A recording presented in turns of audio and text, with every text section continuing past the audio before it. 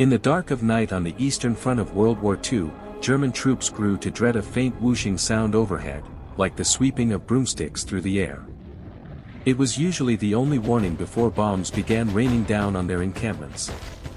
The harbinger of this terror was the Soviet Air Force's 588th Night Bomber Regiment, an all-female unit that the Germans grimly nicknamed the Night Witches.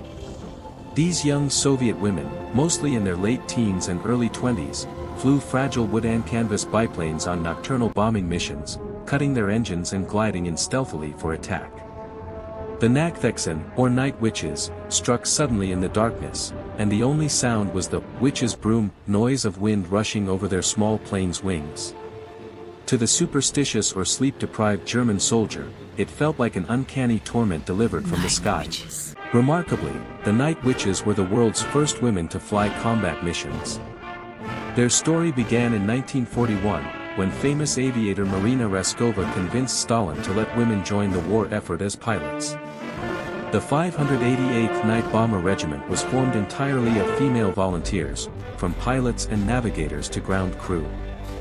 They flew the Polikarpov P-2, an outdated two-seat biplane initially used for crop dusting in training.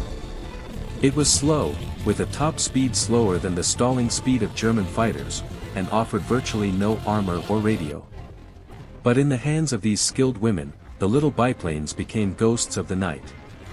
Each plane could carry only 2 small bombs at a time, so each crew flew multiple sorties, up to 8 or more, per night. The pilots braved ground fire and searchlights incessantly, bombing supply depots, camps, and frontline positions, then disappearing into darkness. Their technique of idling the engine on the final approach let them glide in silently until the bombs were released. This inventive tactic sowed confusion and panic among German forces, who rarely got the chance to shoot back effectively. The conditions these young women endured were harsh. Flying in pitch black over the front lines, they faced freezing winds in open cockpits. At first, they were not even issued parachutes. The added weight would have been too much for the underpowered P-2 to take off with, on top of bombs. They also had to navigate by rudimentary maps and compasses, as advanced instruments were lacking.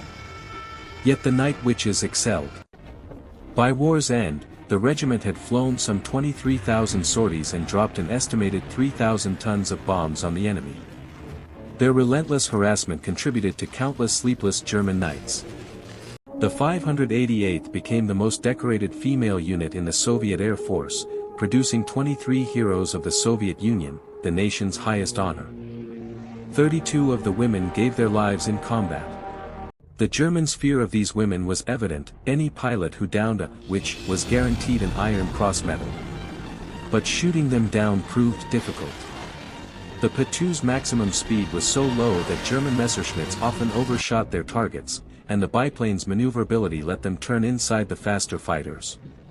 Only one German night fighter ace had significant success against them, grounding the regiment for one night after shooting down 3 planes in July 1943. Overall, however, the Night Witches kept coming, night after night, until victory was achieved over Nazi Germany. Their commander, Yevdokia Brushanskaya, led with pride as these pioneering women shattered gender barriers and earned the respect of friend and foe alike. The Night Witches' daring legacy lives on as a testament to ingenuity and courage, young women who turned ramshackle biplanes into a dreaded weapon, haunting the invaders like silent phantoms in the night sky.